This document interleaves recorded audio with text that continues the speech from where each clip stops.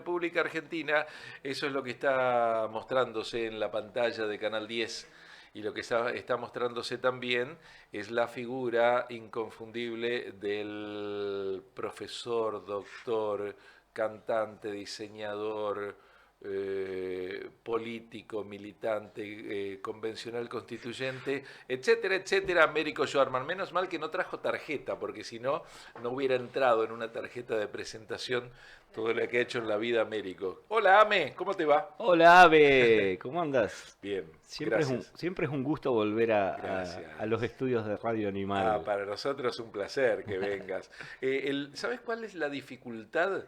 Los tiempos que la producción nos deja para conversar. Tendríamos que un día decir, hoy Animal TV es toda una conversación.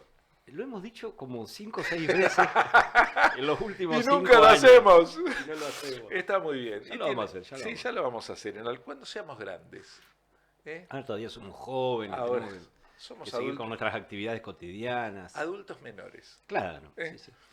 Está muy bien. Bueno, entre tantas actividades que Américo Schwarman, que es profesor de filosofía, en realidad es doctor en filosofía, pero da clases, y esto es lo importante, ¿no? Que genera, y digo yo, el valor agregado que los docentes tienen en la formación de los nuevos docentes. Es un valor agregado, claro que sí, claro que sí. ¿Cómo te va con eso de enseñar filosofía? ¿Entienden la filosofía? ¿Se entiende la filosofía? Y si la filosofía no se entiende, no aporta nada, ¿no? Bueno, una de las razones por las que con quienes eran mis estudiantes y ahora son compañeros docentes y con Colegas, muchos claro. colegas y con muchos que siguen siendo estudiantes, es que cada año impulsamos las jornadas, que este año también se van a realizar. Y con el apoyo, por suerte, con el apoyo de la municipalidad de nuestra ciudad, que nos posibilita que traigamos algunas figuras destacadas, porque de otra manera sería muy difícil costear todo ese movimiento, pero ahí está también una de las intenciones, que la filosofía no se quede solamente En los en los ámbitos claustros, académicos, claro. claro, porque, bueno, hace unos años, la última vez que estuvo el gran José Larralde en Concepción del Uruguay, Ajá. hace un montón ya, pero bueno, fue la última vez que estuvo. Él dijo una cosa que a mí siempre me gustó y que yo también la pensaba y la pienso, Ajá. pero que también la han dicho grandes filósofos. Entonces me gustó ese jueguito y busqué casi la misma frase que dijo Larralde, pero dicha por Mario Bunge, Ah, sí. como para que se respaldaran mutuamente y además para hacer ese juego, porque ¿quién asociaría a Larralde con Bunge, ¿no? Ajá. Pero los dos decían lo mismo, que la filosofía es una cuestión de todos los seres humanos. Después, en todo caso, lo que el mundo académico puede hacer es darle cierta sistematicidad, cierto orden, por llamarlo de algún modo, pero todas las personas, en algún momento de nuestras vidas, y con mucha más frecuencia de lo que uno por ahí podría pensar, todas las personas eh, reflexionan sobre cuestiones que tienen que ver con su vida, con el mundo, con sus creencias, con los dolores, con las tragedias, con los amores. La gente reflexiona y cuando está haciendo eso está filosofando. A veces, probablemente sin saberlo, pero la filosofía no es algo solo del ámbito académico, es algo humano, es algo de Decime todos. una cosa. Aquí lo podemos ver, ¿eh? Aquí lo podemos ver en la cámara 2 para que se lo vea también a Américo Schwarman. Decime, Alejo Peiret, a quien reconocemos nosotros como uno de los hombres clave en el desarrollo del departamento Colón Todo, ¿era filósofo? Bueno, por eso lo titulé así el libro, es un filósofo desconocido. Ajá. Era un gran pensador, un tipo de una enorme intuición conceptual, de una gran agudeza, de una gran formación, además, y además muy original. Era un tipo que aquí, en- en una situación prácticamente en esa época, ¿no? Estamos hablando de 160, 170, 150 años atrás, Estamos hablando de mediados del siglo XIX. La segunda mitad del siglo XIX. Él llega... Urquiza vigente. Claro. Urquiza vigente. Urquiza es en principio el que lo trae, Ajá. el que lo hace llegar a estas costas. Ajá. Porque él había abandonado Francia después del fracaso de las revoluciones que recorrieron Europa como un fantasma, como dice la famosa frase de Marx, en 1848, después que fracasan esas revoluciones, sobre todo la francesa, que es donde él participó activamente. Él se convence de que Francia va hacia una etapa, Europa en general va hacia una etapa muy oscura, de reyes y papas, dice él. Entonces se viene para estos lados, Ajá. como tantos otros revolucionarios europeos de la época que se fueron a distintos lugares del mundo. Muchos cayeron por estos lados. De ahí sale Alberto Larroque, por ejemplo, el célebre rector del Colegio del Uruguay de la etapa de oro. Sí, ¿no? sí. Y Peiré primero cae a Montevideo. Y ahí lo encuentra Larroque y le propone venirse para acá. Y le dice a Urquiza, mirá, tengo ahí un cerebrito para traer para que dé clases en el colegio y que además puede ser útil en muchas otras cosas porque es un tipo muy formado, porque ya había estado en Francia a cargo del Comité de Colonización Agrícola de la Revolución. O sea, no era un improvisado Alejo Peiré. Y bueno, y cae por estos lados y empieza esa relación con todo ese entorno que Urquiza, un personaje histórico decisivo y al que algunos, al que como cualquier otro personaje histórico se le pueden marcar claroscuros, Sí.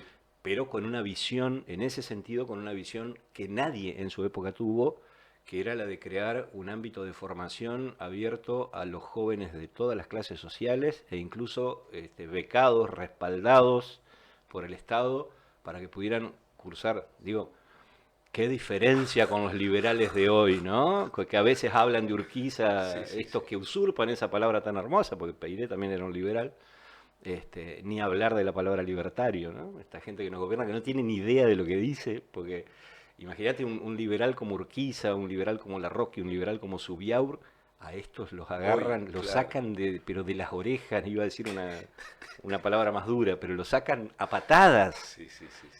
Por la cantidad de pavadas que dicen, por la forma en la que desatienden a los más vulnerables. Urquiza creó, por ejemplo, en nuestra provincia en aquella época las estancias del Estado para que las personas que no tenían trabajo, que no tenían posibilidad de sobrevivir, tuvieran un espacio donde vivir y trabajar. Mirá qué liberal. Hay algunos de estos mediocres que usurpan esa palabra dirían el populista Urquiza. Bueno, pero vuelvo. No quiero dar manija para ese lado. No te quedes aquí. Vamos al pasado y hablemos de Peiret. Hablemos de Peiré. Bueno, la cuestión es que Peiret viene. ¿A Concepción del Uruguay viene? Sí, primero, por eso te decía, Montevideo, ahí lo ubica Larroque, lo trae para acá, se instala en Concepción del Uruguay, pero empieza a ser una trayectoria itinerante la de él, porque si bien aquí desarrolla gran parte de su vida como profesor en el colegio, como redactor en el periódico El Uruguay. ¿De acá? De acá, de Concepción del Uruguay. En esa época el Uruguay era Concepción del Uruguay. ¿No quedan ejemplares? Sí, está la colección casi completa en el Palacio San José, Mira que bueno. fue una de las fuentes para desarrollar mi trabajo. En ese periódico, libro es trabajo académico? El origen es mi tesis doctoral, es la tesis en el doctorado de filosofía, en donde, bueno, la tesis es un poco más extensa, uno cuando la transforma en libro trata de que sea un poco más ágil y un poco más legible para cualquier persona interesada en estos temas. Ahí veo que está agotado. Sí, está agotado. ¿No hay ejemplares? Una buena, mala noticia. Está agotado, pero la gente de la editorial, al libro lo editó la Universidad Nacional de Entre Ríos, cosa que también para mí fue algo muy, muy importante, porque yo ni siquiera soy docente en esa universidad, o sea, soy un investigador externo, digamos, y no es usual que se publiquen obras de gente externa, o sea, ahí hubo una valoración positiva de mi trabajo que a mí también me da mucho orgullo. Y bueno, me decía la gente de la editorial que ahora en estos días tiene que llegar nuevos ejemplares, pero efectivamente está agotado desde ya hace más de un mes. Se conseguirá en las librerías de Concepción del Uruguay, ¿no? Y de la zona. Yo diría buscarlo en la página de la editorial de la UNER Ajá. porque tiene su propio sistema de distribución. No Ah, todas las bien. librerías lo tienen. Ajá. Sé que la librería Mala Palabra de nuestra ciudad trae Sí. los libros de la editorial de la UNER, Ajá. pero no los encontrás en todas, Está ¿viste? bien. Ese también es un tema. Pero Está bien. en última instancia me pueden pedir a mí, yo les paso el enlace, les hago el contacto. Bien, bien, bien, bien. Bueno, sigamos hablando de Peiret. Llega a Bueno, Concepción del Uruguay, da clase. Peiré llega a Concepción Yo del Uruguay, quiero que da llegue, clases, hace periodismo. hace periodismo. Yo quiero que me cuentes la llegada a Colón, porque ahí es donde mejor Bueno, desarrolla. Colón no existía, San José no existía. San José y Colón Ajá. son producto de Peiré. Ah, San José nace a partir de que un grupo de inmigrantes de origen suizo-francés que venían, en realidad venían a Corrientes, habían firmado un convenio con el gobernador de Corrientes para instalar una colonia. Empezaban a aparecer en la Argentina las colonias de inmigrantes. agrícolas. Claro, en aquella época, en aquel momento, está la famosa frase de Alberdi, de gobernar es poblar. Ujú. Las élites argentinas veían, un poco por necesidad real, veían un país enorme, prácticamente despoblado, y un poco por racismo, que eso también hay que decirlo, ¿Cómo por racismo? porque nuestras dirigencias creían que con la gente que existía en esa época en la Argentina, con el criollaje, el gauchaje y la población mestiza, Ajá. aborigen y demás, no Los, había posibilidades de los progreso. criollos Lo salvajes. decían abiertamente. El libro de Sarmiento, Conflictos y Armonías de las Razas en América, que es mucho más explícito en ese sentido que el famoso Facundo Civilización o Barbarie, Ujú. Civilización y Barbarie, ahí Sarmiento lo dice explícitamente, y ese era el pensamiento de las élites argentinas. Había que traer europeos para reemplazar a los grupos poblacionales que aquí vivían. Pero bueno, independientemente de eso, lo cierto es que en Europa había una enorme pobreza, producto de que había un capitalismo naciente, una revolución industrial reciente, en donde todavía no había estados modernos que intervinieran y repartieran un poco la cosa, entonces había enormes masas de gente, sobre todo campesina, hambrienta, y muchos países de nuestro continente empezaron a favorecer la inmigración masiva.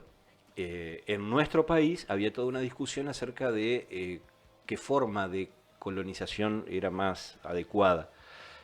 Y empezaban ya algunos experimentos. 1856 la primera colonia Esperanza en Santa Fe. Ajá, Pero ya había varios experimentos y varios intentos. ajá. Este También grupo, colonia agrícola. claro, Ajá, también este grupo de suizo-franceses había firmado un convenio con Corrientes, ajá, y resulta que en el medio hubo un golpe de Estado en Corrientes, derrocaron al gobernador con el que habían hecho el acuerdo y quedaron a la deriva. ajá. Entonces, alguien les dice en ese momento, eh, procuren contactar al general Urquiza, que es un hombre magnánimo. Hay que ubicarse también en el momento.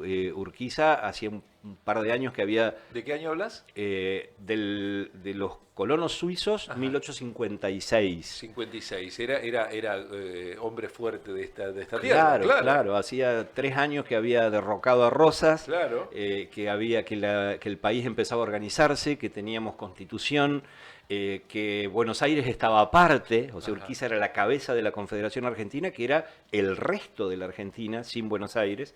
Yo bromeo que así debimos habernos quedado, pero bueno, está. Este, pero en ese momento ese era el contexto. Ajá. Entre Ríos era la provincia más poderosa del país, la capital estaba en Paraná, la capital de la Confederación estaba en Paraná, Ajá. Urquiza era el hombre fuerte, y, y este y Y bueno, entonces le dicen, contáctense con Urquiza. contáctense con Urquiza, que él es un hombre magnánimo y seguramente, y además tiene el proyecto de colonización y de inmigración. ¿Lo de magnánimo lo decís vos o eran... Era la forma en la que se lo veía a Urquiza también en la época. Poderoso, Claro. pero magnánimo. Y efectivamente lo contactan y ahí no está tan claro cómo Urquiza se entera de que Peiré era el hombre al cual encargarle eso. Eso todavía no lo sé bien. Pero la cuestión es que Urquiza le dice a Peiré, dice, ¿vos te animás? ¿Te ocupás de esto? Y Peiré dijo que por supuesto, Pero esto claro, es si lo yo que ya yo lo hice, sueño, ya lo claro, hice, además. ya lo quise hacer, porque en Ah. realidad en Francia no lo pudieron concretar. Ah, bien, bien, bien. Pero ese era el modelo social que soñaba Peiré. A mi juego me Es decir, llamaron, una dijo. república basada en pequeñas comunidades agrícolas autogestionadas, autosuficientes y autogobernadas. Una democracia agraria basada en pequeñas comunidades. Esa era su utopía social, muy emparentada con los primeros socialistas cristianos, con los primeros anarquistas. Peiré tenía como gran referencia filosófica a Pierre Proudhon, Ajá. padre del anarquismo. De hecho, entre estas cosas extraordinarias que fuimos encontrando y que yo incorporo en el libro, Sí. traduce textos de Proudhon y los publica en el Uruguay. Ajá. Traduce al español textos de Proudhon y los publica en el diario que se publicaba aquí en Concepción del Uruguay, diario que dirigía Victorica, el yerno de Urquiza, con quien además Peiré hace una gran relación personal. Ajá. Bueno, y entonces ahí Peiré se ocupa de organizar la colonia San José. Él es el que organiza la colonia, lo que hoy es la ciudad de San José, él es el que lo organiza, en parcelas divididas en partes iguales, en donde cada familia tiene acceso a la tierra y es propietaria de la tierra, en tierras particulares del general Urquiza, no en tierras del Estado. Ah, El lugar donde se hace la colonia San José son tierras particulares del general Urquiza. o sea, un verdadero filántropo. Así es, en ese aspecto sí. Sí. Yo bromeo un poco también con eso, digo, está bien que en esa época era un poco difícil tener bien claro qué era del Estado y qué era de Urquiza, porque Está el tipo bien. era medio el dueño de todo. Sí, claro. Pero Era todo Entre Ríos, después era también de es muy, Urquiza. muy interesante los distintos lugares donde evaluaron hacer de San José. Uno de los lugares, el lugar que Peiret más le gustaba, el que le parecía más adecuado a Peiret, era lo que hoy es Paso Vera. Ah, mira vos. Ahí quería hacerla. O sea, más cerquita de Concepción del Uruguay. Y además con salida directa al río para, ¿Y por qué para no las se mercancías. instaló sobre el río? Porque, bueno, en Paso Vera no, porque era el lugar, lo dice Pérez, era el general Urquiza, era el lugar por donde cruzaba, por eso se llama Paso, Ah. era el lugar por donde pasaban el ganado que comercializaba las empresas del general. Tenía otro destino ya. O sea, ese no me lugar. toques este lugar. No me dijo toques Urquiza. este lugar. Se instala en San José, empieza a crecer, tiene un éxito formidable la colonia de San José, y unos pocos años después, Peiré le dice a Urquiza, necesitamos un puerto. Claro. Y así nace Colón, Como puerto. como puerto de San José.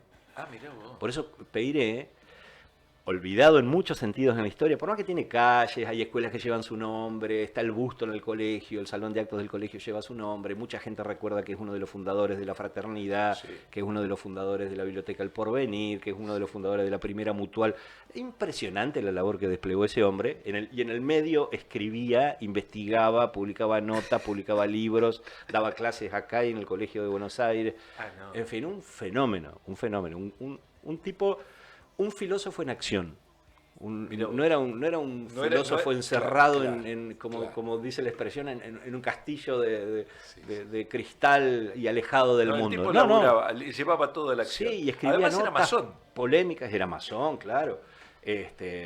Firmaba las notas, las más polémicas, cuando quería cuestionar algo, las firmaba con seudónimos que algunos eran muy graciosos, como por ejemplo en esa época, en la época que él estudió, él no llegó a graduarse en nada, no era doctor en nada, mirá vos. los conocimientos que tenía era porque era un tipo apasionado y todo le interesaba, pero terminó el bachillerato en letras en Francia. Ajá. Que el bachillerato en letras en esa época era más importante que lo que un bachillerato Claro. no sirve para nada. En esa época era como un título. Entonces algunas de las notas, cuando él ya estaba en San José y publicaba notas en los periódicos de la región, algunas de las notas las firma como el bachiller chacarero. El bachiller chacarero. Muy gracioso. Sí, sí, era, tenía además. humor Sí. y era peleador, era un gran polemista. Sí, te pregunto por último porque quiero certificar y comentar esto, porque allí en la pantalla se ve la noticia de que hoy a las 2 de la tarde vas a estar en el lugar donde vivió Peiret. Claro, en lo que era la administración de la colonia San José. La Granja le dicen en San José. Hoy es un lugar histórico, un lugar muy cuidado, muy lindo. Y hoy se hace una charla en el marco de que, por coincidencia, Abe, yo te juro que no lo... Bueno, vos me conocés, no soy de planificar mucho, se fueron dando las cosas.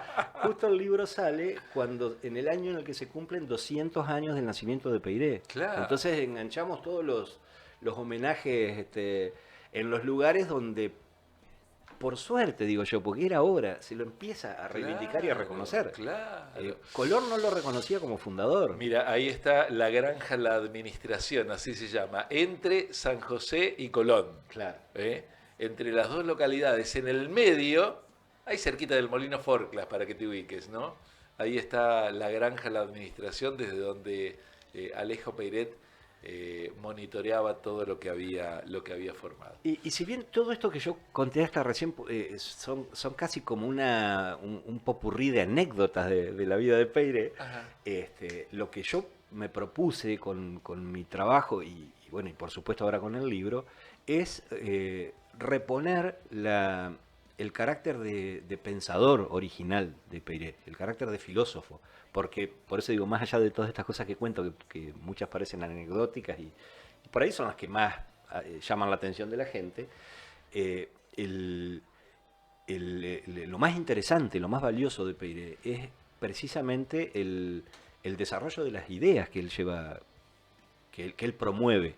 Él es una muestra, en ese momento, una muestra viva de una forma diferente de ver lo que estaba ocurriendo en la Argentina y demostrar cómo algunas cosas que casi todo el mundo daba por aceptadas en ese momento, había inteligencias muy formadas, como la de Alejo Peiret, que decían, no señor, eso no es así. Por ejemplo, Peiret es uno O de sea, los... no más dogmas.